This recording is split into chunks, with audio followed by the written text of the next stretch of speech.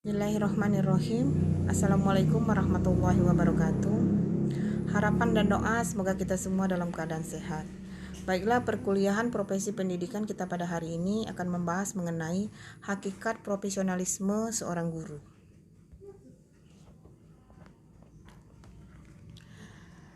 Pengertian profesi. Profesi ini berasal dari bahasa Latin professio yang mempunyai dua pengertian, yaitu janji atau ikrar dan pekerjaan. Bila artinya dibuat dalam pengertian yang lebih luas menjadi suatu kegiatan, kegiatan apa saja dan siapa saja yang melakukannya untuk memperoleh nafkah, di mana dilakukan dengan suatu keahlian tertentu. Jadi profesi adalah suatu pekerjaan atau jabatan yang menuntut keahlian tertentu. Ada pendapat lain yang menyatakan bahwa profesi merupakan suatu pekerjaan yang memerlukan pengetahuan dan keterampilan yang berkualifikasi tinggi dalam melayani atau mengabdi kepentingan umum untuk mencapai kesejahteraan manusia. Jadi profesi ini dapat diartikan atau pada hakikatnya adalah suatu pernyataan atau janji yang menyatakan bahwa seseorang itu mengabdikan dirinya pada suatu jabatan atau pelayanan karena orang tersebut merasa terpanggil untuk menjabat suatu pekerjaan tersebut. Di mana profesi ini merupakan suatu simbol dari suatu pekerjaan dan selanjutnya menjadi pekerjaan itu sendiri. Di mana ciri-ciri dan syarat daripada profesi ini, yang pertama, lebih mementingkan pelayanan kemanusiaan yang ideal. Jadi ini lebih mementingkan pelayanan, jadi lebih mementingkan kepentingan umum daripada kepentingan diri sendiri. Kemudian relatif memerlukan waktu yang panjang untuk mempelajari konsep dan prinsip pengetahuan yang dimana memiliki kualifikasi tertentu untuk memasuki profesi tersebut. Jadi ciri-ciri dari profesi ini, dia pada dasarnya itu harus memiliki suatu kualifikasi tertentu, yaitu terutama dalam bidang pendidikan, atau pengetahuan yang harus dimiliki untuk menjabat suatu profesi. Kemudian dia memiliki kode etik untuk menuntut suatu tata aktivitas. Kemudian di sini ada intelektual yang tinggi dalam membentuk organisasi yang dapat meningkatkan standar profesi, disiplin diri serta kesejahteraan. Di mana ciri-ciri yang lain adalah memberi kesempatan untuk kemajuan.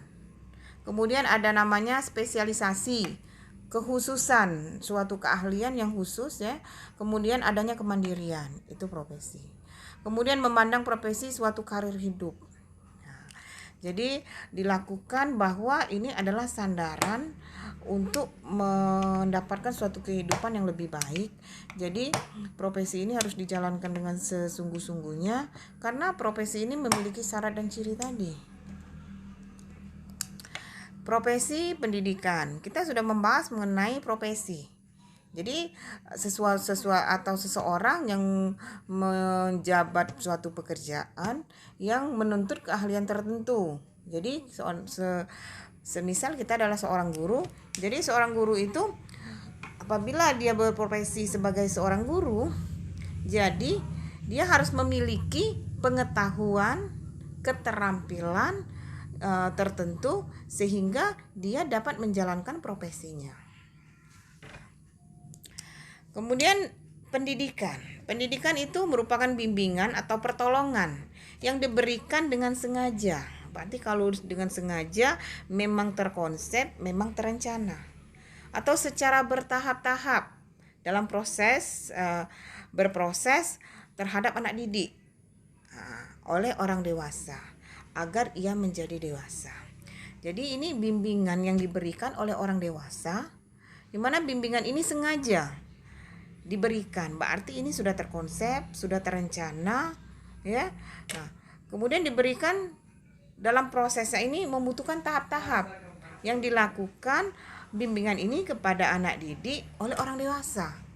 Besar harapan kita semua, hasil dari bimbingan, hasil dari pertolongan ini, peserta didik ini akan menjadi dewasa pula. Atau pendidikan ini bisa diartikan adalah usaha yang dilakukan oleh seseorang atau sekelompok orang agar menjadi dewasa untuk mencapai tingkat hidup dan kehidupan yang lebih tinggi dalam arti mentalnya. Jadi pendidikan ini usaha yang diberikan sehingga membentuk seseorang menjadi dewasa. Dewasa dalam untuk mencapai tahap hidup, dewasa dalam berpikir, dan dewasa dalam pembentukan mentalnya. Di mana pada dasarnya hakikat seorang guru itu memiliki peran, yaitu agen pembaharuan. Ini mengalami suatu perubahan agen ya, atau seseorang yang selalu memberi pembaharuan atau suatu perubahan ya. Kemudian peran guru ini menjadi pendukung nilai-nilai yang ada dalam masyarakat, ya ini melestarikan, menemukan nilai-nilai baru dalam masyarakat. Jadi guru ini bukan hanya berperan sebagai mengajar, tetapi di sini tersirat bahwa guru ini juga sebagai pendidik. Jadi tugas guru itu selain dia mengajar, dia juga sebagai pendidik. Karena di sini ya, peran guru itu mendukung nilai-nilai yang ada pada masyarakat ya, yaitu melestarikan, menemukan nilai-nilai baru dalam masyarakat. Berarti nilai-nilai ini berhubungan dengan norma ya, akhlak, budi. Nah, seperti itu. Kemudian guru ini juga menciptakan kondisi belajar yang baik, merupakan contoh bagi masyarakat.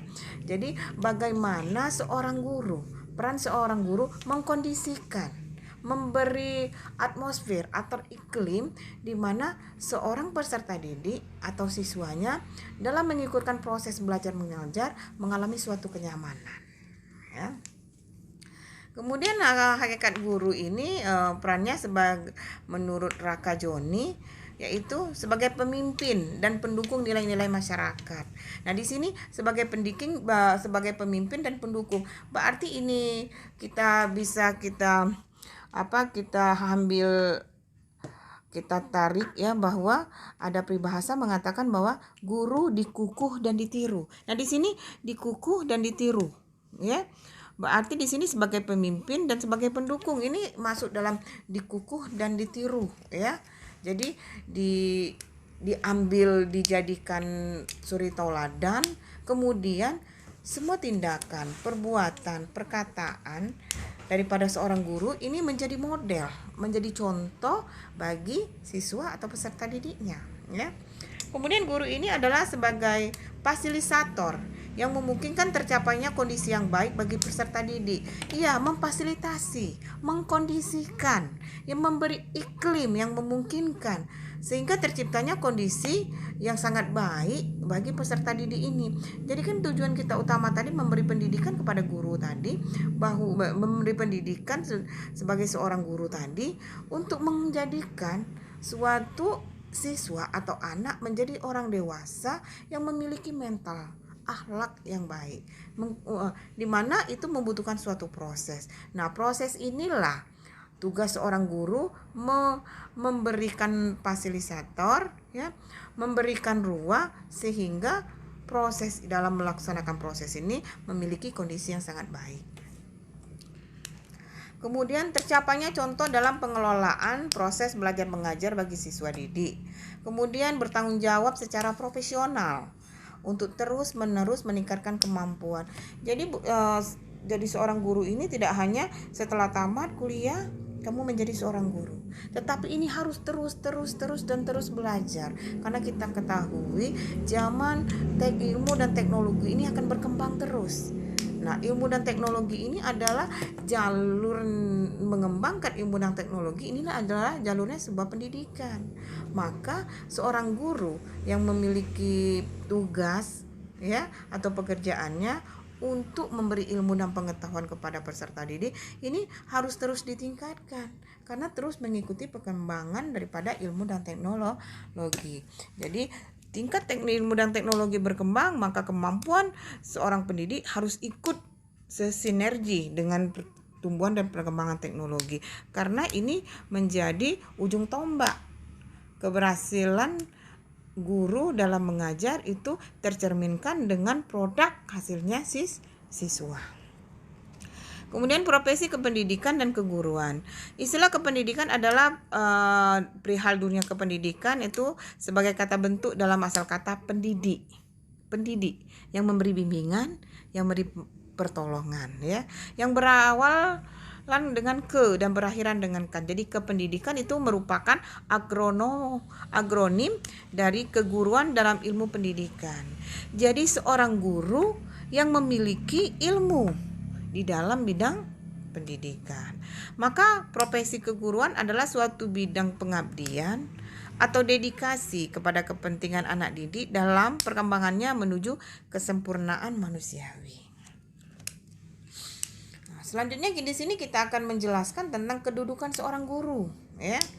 Jadi menurut Undang-Undang Nomor 14 Tahun 2005, guru adalah sebagai pendidik profesional bertugas untuk mendidik, mengajar, membimbing, mengarahkan, melatih, menilai, dan mengevaluasi peserta didik pada pendidikan usia dini, menengah, dan atas pada jalur pendidikan formal.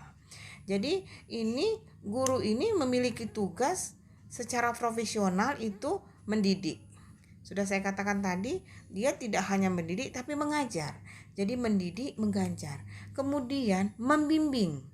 Membimbing dalam arti di sini kita ketahui bahwa siswa-siswa dalam proses belajar mengajar memiliki kemampuan-kemampuan yang berbeda. Kemudian memiliki latar belakang yang berbeda. Kemudian memiliki jenis-jenis cara belajar yang berbeda.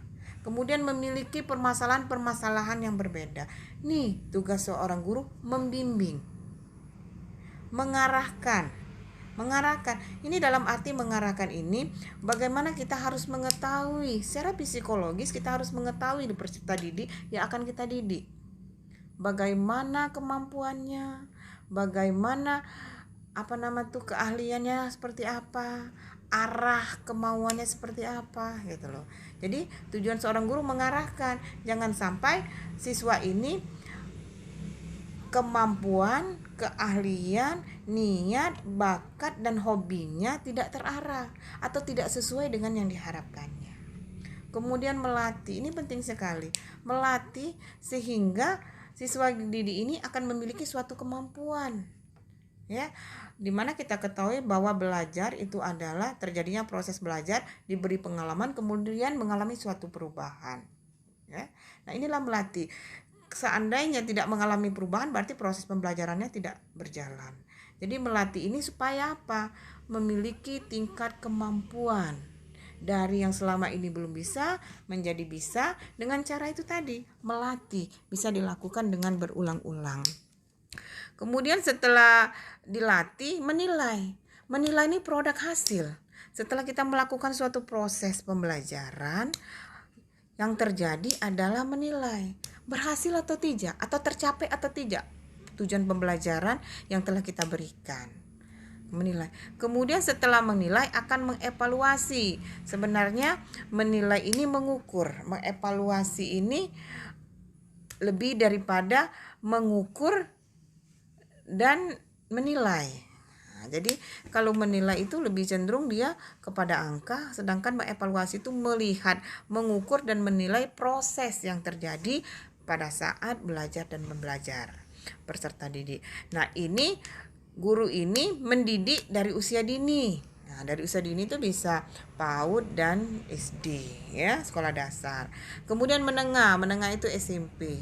Kemudian dan atas itu bisa SMA, bisa SMKK ya, SMK gitu loh, di jalur pendidikan formal. Jadi kalau pendidikan formal dia ada prosedurnya, kemudian ada lembaga secara nasional yang melindungi atau yang mengawasi.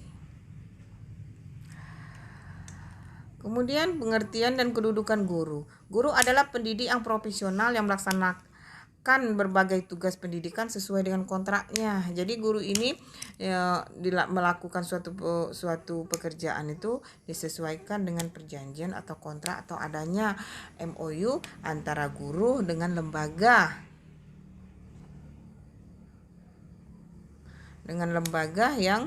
yang menaungi. Kemudian guru merupakan perpanjangan tangan dari orang tua, masyarakat, pemerintah atau diri sendiri. Nah, guru ini perpanjangan, maksudnya di sini berat sekali nih tugas seorang guru. ya.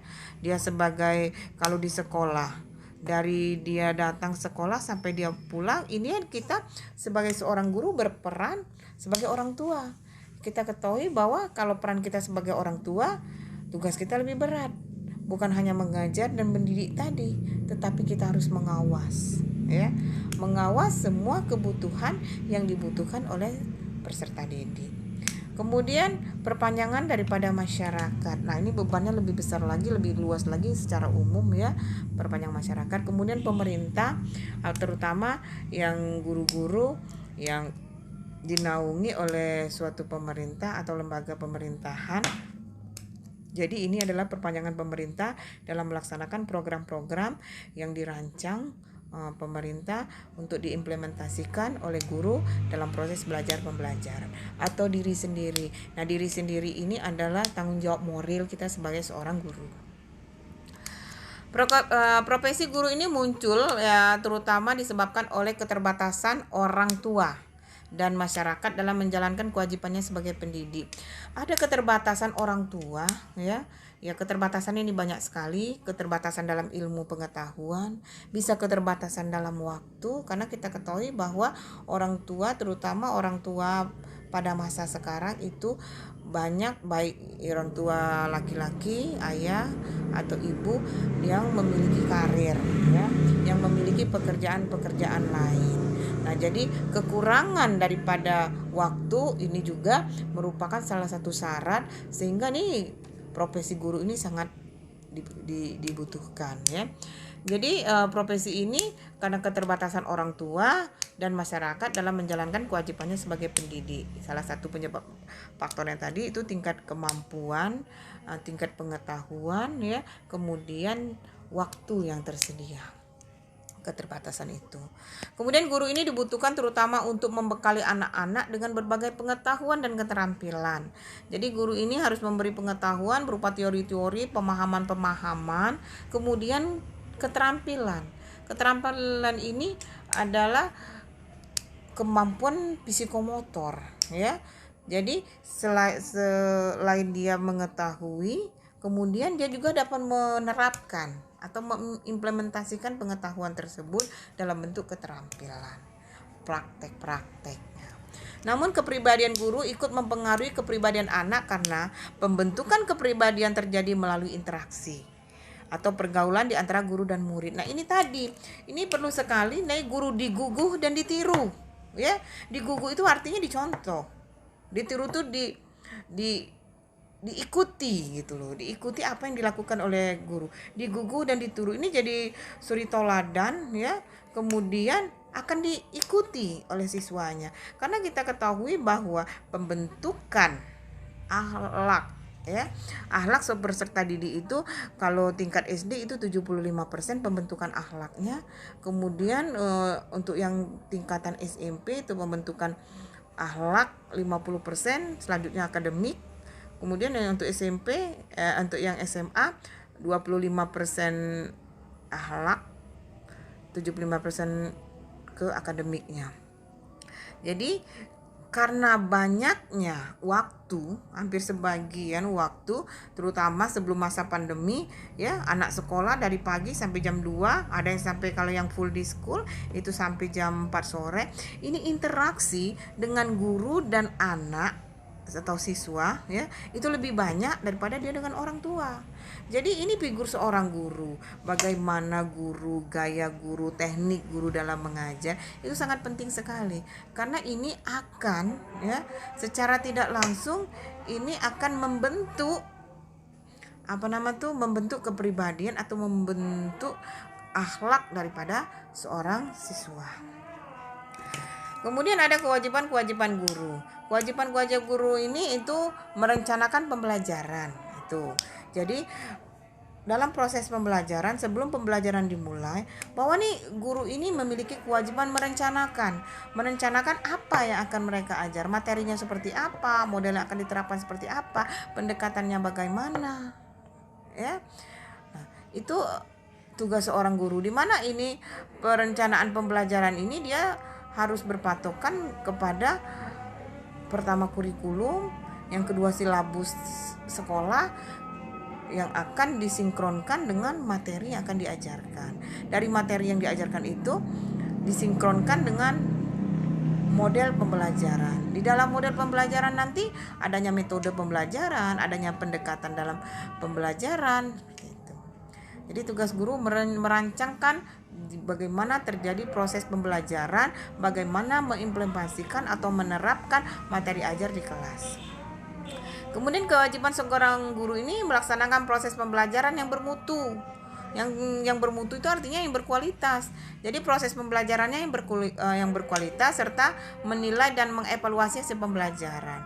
Jadi melaksanakan proses pembelajaran di kelas, proses belajar pembelajar di kelas itu dengan penuh kualitas. Itu tadi yang kualitas inilah yang saya katakan tadi, seorang guru harus terus belajar untuk meningkatkan kemampuannya. Karena apabila dia memiliki kemampuan, ya, memiliki ilmu dan pengetahuan yang tinggi, maka dalam proses pembelajarannya itu sangat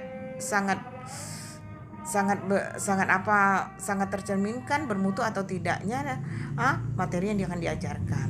Ya, setelah itu dia harus menilai dari materi yang diajarkan yang berkualitas tadi, dia harus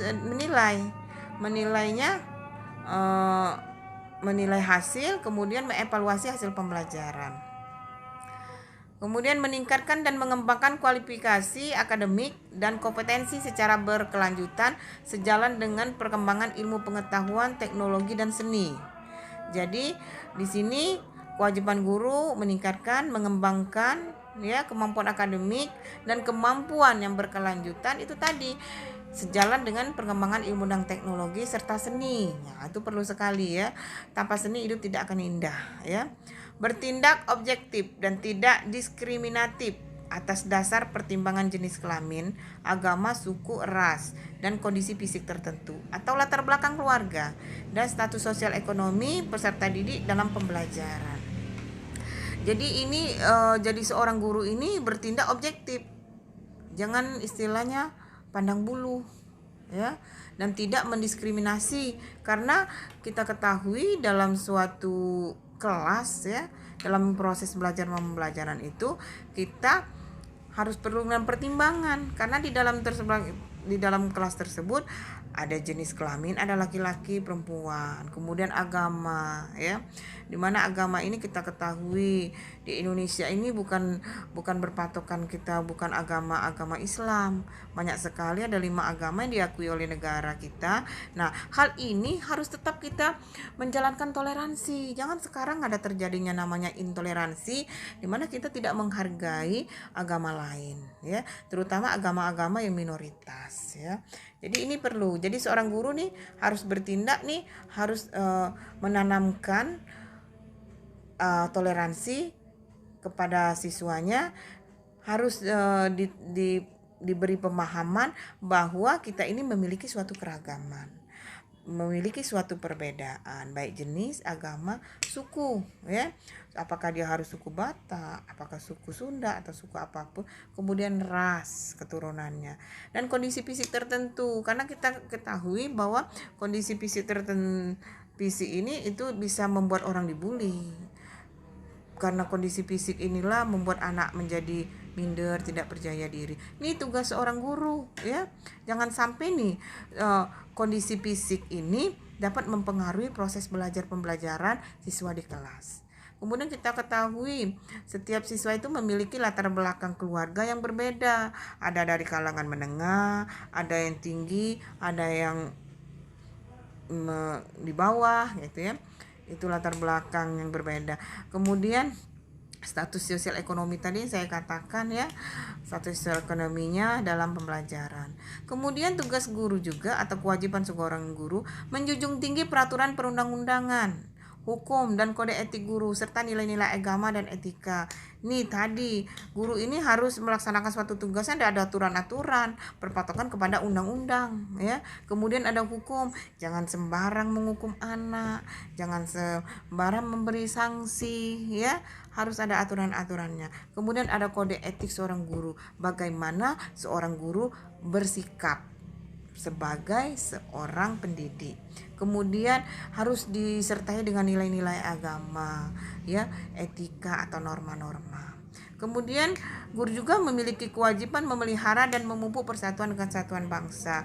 Ini jangan sampai ini, kalau kita ingin memupuk persatuan dan persatuan bangsa, ini tadi poin yang keempat ya, poin keempat yang bertindak objektif tadi ya. Kita tidak bisa membedakan agama, suku, bangsa, karena memang kita itu diikat dalam suatu simbol Bhinneka Tunggal Ika. Berarti kita memiliki suatu keragaman. Kemudian kita sudah bersumpah, Sumpah Pemuda ya.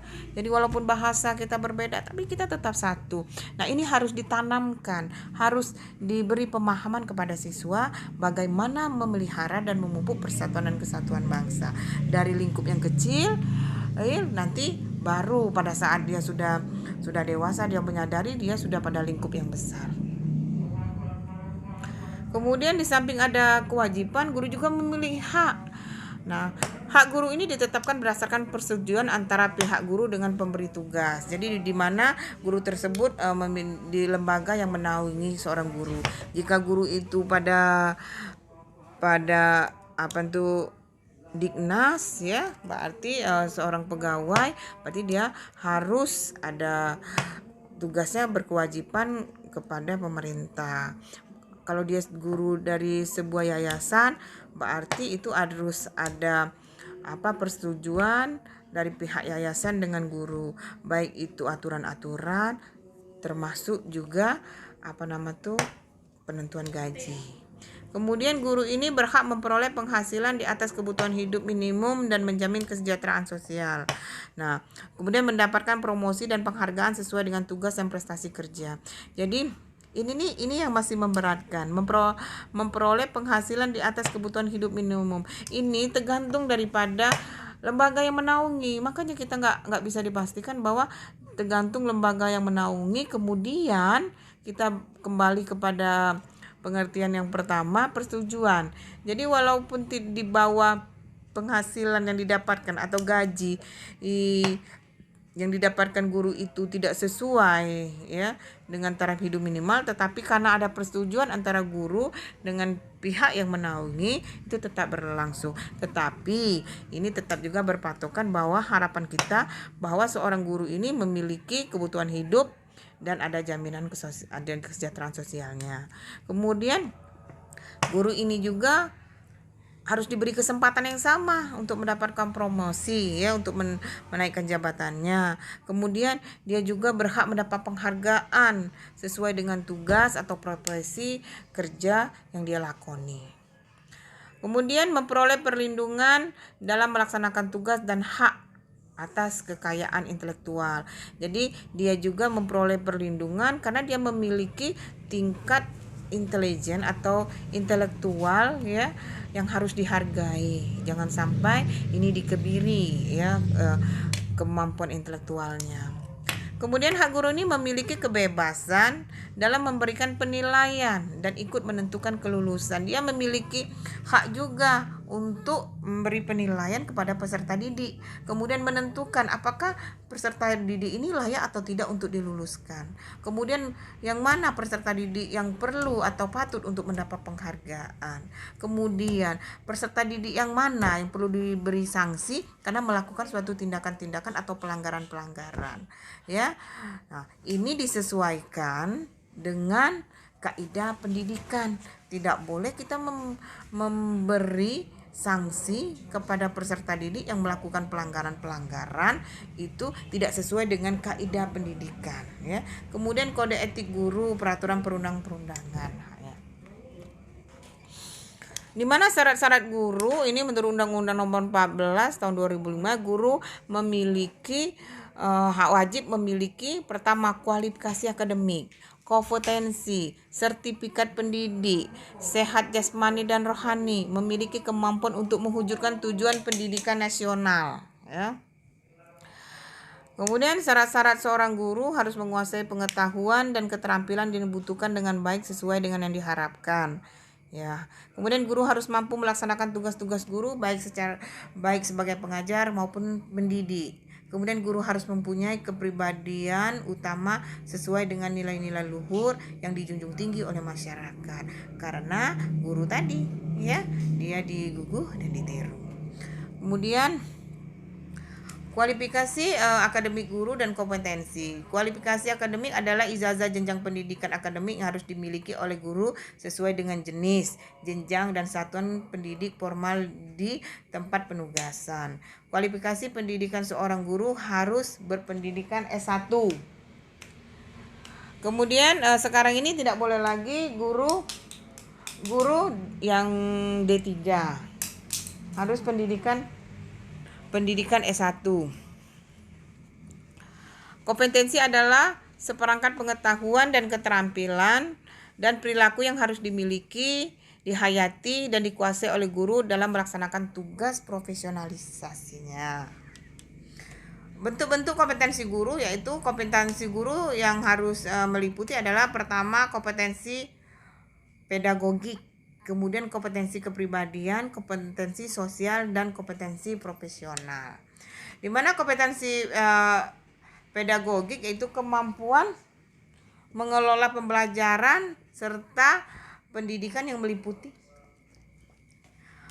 pertama pemahaman terhadap peserta didik. Nah, jadi ini kan kompetensi pendidikan ini bagaimana seorang guru memiliki pengetahuan ya dalam memahami peserta didik ya. Jadi kita harus mengetahui loh kebutuhan peserta didik kita ini seperti apa. Kemudian perancangan dan pelaksanaan pembelajaran. Jadi guru tadi itu memiliki kompetensi harus merancang ya, merancang dan melaksanakan pembelajarannya, kemudian mengevaluasi hasil belajar dan mengembangkan peserta didik untuk mengaktualisasikan berbagai potensi yang dimilikinya. Jadi itu tadi kita harus memahami kebutuhan dari peserta didik. Dengan kita memahami ya kebutuhan peserta didik, maka kita akan merancang bagaimana proses pembelajaran ini dapat berjalan dengan baik sehingga peserta didik memiliki suatu kenyamanan dalam melakukan proses tersebut. Kemudian melakukan evaluasi, ini suatu indikator berhasil atau tidaknya proses pembelajaran tersebut. Kemudian ini tujuan akhirnya adalah pengembangan peserta didik untuk mengaktualisasi berbagai potensi. Jadi kalau setelah dievaluasi, kemudian peserta didik ini dikembangkan, ya, diaktualisasikan ya kemampuannya. Di mana kompetensi kepribadian merupakan kemampuan kepribadian yang mantap, stabil, dewasa, arif, dan berwibawa sehingga menjadi teladan bagi peserta didik dan berakhlak mulia. Ini kompetensi pendidikan tadi, guru ini harus memiliki suri teladan ya, sehingga guru ini memiliki kemampuan ya itu tadi dewasa, bijaksana, arif, berwibawa ya. Kemudian berakhlak mulia. Kemudian kompetensi sosial dan kompetensi profesional. Di mana kompetensi sosial itu peserta didik ini memiliki kemampuan pendidik sebagai bagian dari masyarakat untuk berkomunikasi dan bergaul secara efektif dengan peserta didik, sesama pendidik, tenaga pendidik, orang tua atau peserta didik dan masyarakat sekitar.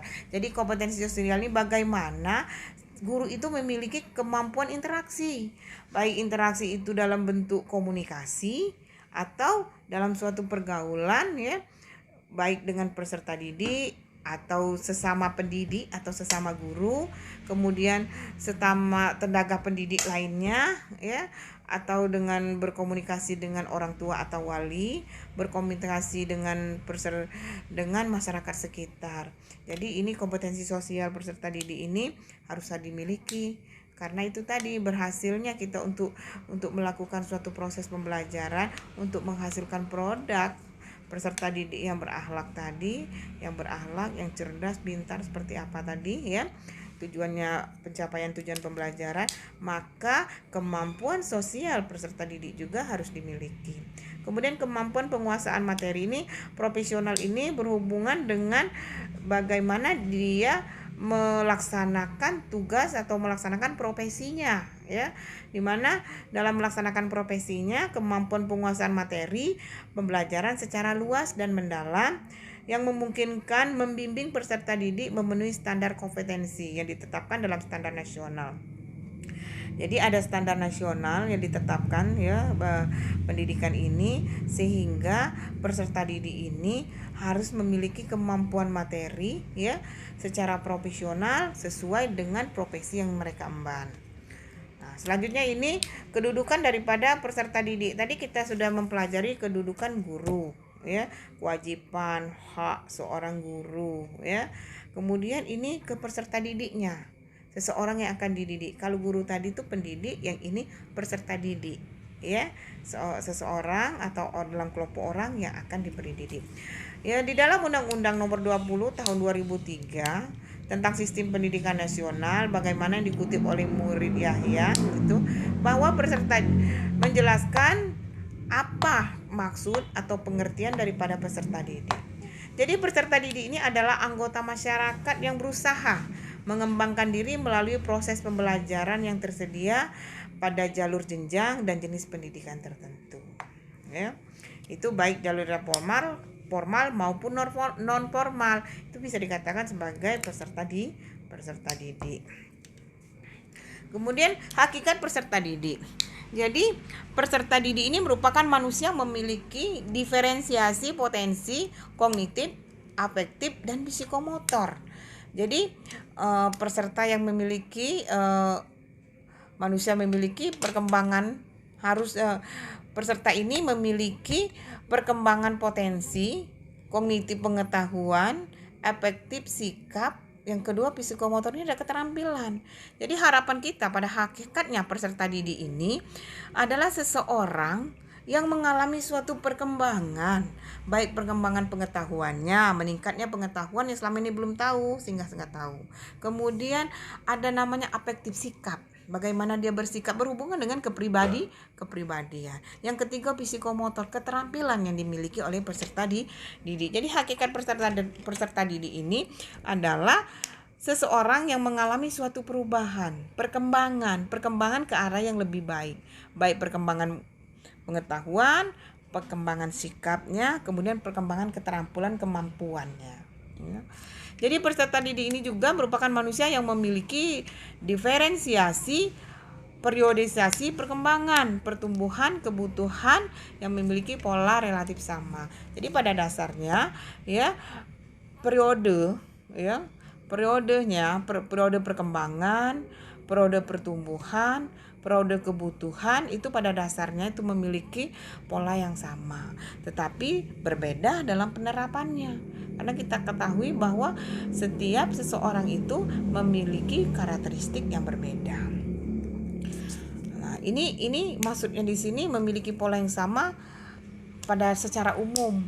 Walaupun ada beberapa nanti dalam proses pengimplementasinya ada hal-hal yang ada rada berbeda dengan yang kita tentukan secara umum. Tetapi ini tujuannya itu tadi, untuk membuat perencanaannya kita ambil secara umum. Kemudian peserta didik ini memiliki persepsinya sendiri, bukan sekedar miniatur orang dewasa. Jadi kita memberikan peluang yang seluas-luasnya kepada peserta didik ini. Jangan sampai dia ini harus mengikuti apa yang kita mau. Jangan sampai dia harus mengikuti apa yang diajarkan oleh pendidik atau orang dewasa tadi. Jadi kita ini mengarahkan, karena kita ini bukan hanya mengajar dan mendidik, tapi membimbing dan mengarahkan. Nah, di sini dalam konteks membimbing dan mengarahkan, kita akan mengarahkan kemampuannya di mana, kebutuhannya seperti apa potensi yang dimiliki oleh peserta didik ini, karena dia memiliki potensi dan kemampuan yang berbeda. Ini jangan sampai peserta didik ini sekedar miniatur orang dewasa. Orang dewasa membentuk sesuai dengan kemampuannya, sesuai dengan apa yang diinginkan, tetapi mengarahkan dia menjadi seorang yang dewasa yang memiliki suatu kemampuan yang dia miliki ya. Jadi peserta didik ini juga memerlukan pembinaan dan pengembangan secara manusiawi dari orang dewasa. Itu tadi, dibina, diarahkan, kemudian dikembangkan ya, sesuai dengan kemampuan, bakat, minat, hobi yang dimiliki oleh peserta didik. Kemudian peserta didik ini sejatinya berperilaku baik, dan lingkunganlah yang paling dominan untuk membuatnya lebih baik lagi dan menjadi lebih baik ataupun menjadi dia lebih buruk. di samping peserta didik pembentukan karakteristik ya atau perilaku atau kepribadian seorang peserta didik ini sangat dipengaruhi oleh lingkungannya. Apabila lingkungannya itu dominan mengarahkan hal-hal yang positif, maka ini produknya akan baik. Tetapi sebaliknya, apabila lingkungannya tidak mendukung ya untuk menghasilkan produk yang lebih baik, maka hasilnya akan buruk. Selanjutnya, hakikat peserta didik ini adalah peserta didik merupakan makhluk Tuhan yang meski memiliki aneka keunggulan, namun tidak mungkin bisa berbuat atau dipaksa melakukan sesuatu lebih daripada kapasitasnya. Yaitu tadi saya katakan, peserta didik ini setiap yang diturunkan oleh Tuhan itu memiliki kemampuan, memiliki karakteristik yang berbeda-beda. Ada yang memiliki keunggulan di bidang IPA, ada yang memiliki keunggulan di bidang IPS. Kita ketahui bahwa ada jenis-jenis karakteristik peserta didik ini tadi. Ada dia memiliki kita ketahui ada kecerdasan manajemen ya. Ada dia kecerdasannya secara visual, ada kecerdasannya secara audio, itu cara belajarnya. Kemudian kecerdasannya ada fisik secara kinetis ya, bukan hanya akademik, tapi dia memiliki kemampuan olah tubuh, itu bisa jadi ya. Jadi bagaimana nih kita mengarahkannya? Yang siswa-siswa yang memiliki kemampuan olah tubuh, yang memiliki kemampuannya yang ditunjukkannya dalam bentuk fisik, dalam olah tubuhnya seperti atlet misalnya, itu harus dikembangkan ya. Mungkin dia tidak tertarik di bidang akademik, nah nih kita kembangkan dia di bidang fisiknya, olah tubuhnya ya, sehingga kita jangan sampai ini berbuat kita memaksai tidak sesuai dengan kemampuannya, tidak sesuai dengan kapasitasnya. Karena apabila kita memaksakan sesuatu tidak sesuai dengan kapasitasnya, maka tujuannya tidak akan tercapai. Dimana kebutuhan peserta didik ini kebutuhan jasmani ya. Jasmani ini kesehatannya ya, dia membutuhkan suatu kesehatan ya. Kemudian rohani ya, roh jiwanya ya, kenyamanannya. Kebutuhan sosial bagaimana dia kita manusia sebagai makhluk sosial yang butuh orang lain, bagaimana kita berinteraksi dengan orang lain. Kemudian kebutuhan intelektual, kebutuhan kecerdasan ya. Oke. Materi yang Ibu sampaikan tadi mengenai kedudukan daripada guru ya, bagaimana kita harus memahami profesi kita sebagai seorang guru yang harus profesional ya. Kemudian bagaimana kita memperlakukan peserta didik kita. Nah, di sini kan kita semua ya mahasiswa ya PGSD ini ya, tujuannya kan untuk menjadi seorang guru. Jadi kita harus memahami profesi kita sebagai seorang guru, tugas dan kewajiban yang harus kita jalankan untuk ya menyandang profesi sebagai seorang pendidik ya. Kemudian kita harus memahami, karena kita yang namanya ada pendidik dan ada peserta didik. Jadi kita akan memahami kebutuhan ya peserta didik kita, bagaimana kita harus menghargai hak dan kewajiban tugas daripada pendidik tadi ya, harus memahami ya peran-peran daripada pendidik, kemudian kebutuhan-kebutuhan apa yang dibutuhkan oleh pendidik. Oke, demikianlah materi Ibu sampaikan. Jika ada pertanyaan dapat kita diskusikan ya, bisa langsung ditanyakan ya, atau bisa kamu chat Ibu. Oke, demikianlah yang dapat Ibu sampaikan pada perkuliahan kita pada hari ini. Lebih dan kurang saya mohon maaf, kepada Allah saya mohon ampun. Saya tutup dengan billahi taufiq wal hidayah. Wassalamualaikum warahmatullahi wabarakatuh.